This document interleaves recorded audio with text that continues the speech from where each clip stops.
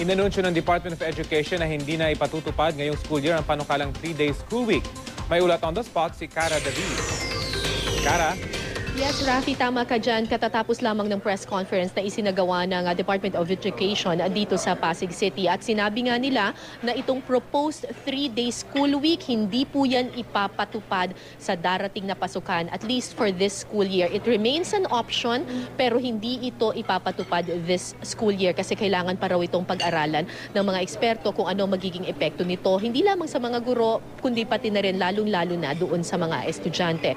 Samantala sa kabila ng mga batikos na may classroom shortage pa rin hanggang ngayon sa darating na pasukan, nanindigan ng Department of Education na wala ng classroom shortage kung nationwide figures ang pag-uusapan. Kung titingnan daw yung statistics, ang ratio ngayon sa elementary schools ay one classroom is to 39 students, which is the ideal classroom ratio. So, kung nationwide figures ang pag-uusapan, wala daw classroom shortage. Ayon yan kay Undersecretary Jess Mateo at Assistant Secretary Tunisito Umali ng DepEd. Pero meron daw, aminado sila na meron daw mga isolated cases, specifically sa Metro Manila, katulad sa Quezon City, sa Batasan National High School, at ganun din sa Valenzuela, kung saan wala na kasing buildable space, Rafi. Ibig sabihin talagang sadyang congested na kasi yung mismong area, at nagkaroon pa ng influx ng late enrollees. Kaya nagkaroon ng pagsisikip doon sa kaya nagkaroon ng magiging masikip yung mga classroom doon sa iilang mga classroom na ito. Pero kung nationwide figures daw ang pag-uusapan, definitely they're very confident in saying na wala daw classroom shortage.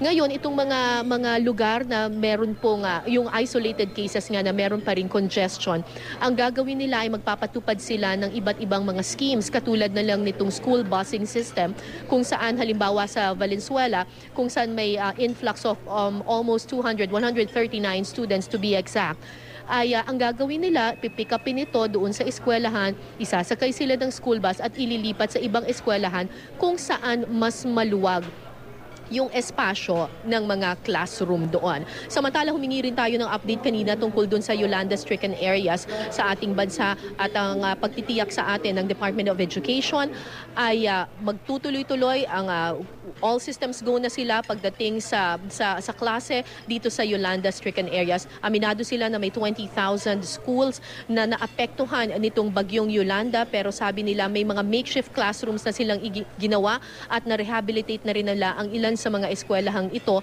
Kaya lang raw nagtatagal doon sa pagtatayo ng mga classroom ay dahil meron silang prinsipyo na build back better. Meaning, gusto kasi nilang masigurado na yung mga bagong classroom na kanilang itatayo dito sa mga lugar na sinalanta ng bagyong Yolanda ay mas matibay at malayo doon sa tinatawag na danger zone. Samantala, may dagdag na paalala, Rafi, yung ating Department of Education sa lahat ng mga eskwelahan at sa lahat ng mga magulang, yung mga kailangan siguraduhin din natin na ligtas yung kinakain ng mga anak natin dun sa eskwelahan. Meron silang polisiya na ang sinasabi po, mga kapuso, bawal po ang soft drinks at junk food sa mga school canteen. Kung meron po kayong nakitang mga eskwelahan na lumalabag sa ganitong policy, ay maaari nyo po itong isangguni at maaari nyo po itong i-report sa inyong local Department of Education office. Yan muna ang latest mula dito sa Department of Education. Balik sa iyo, Rafi. Maraming salamat, Cara David.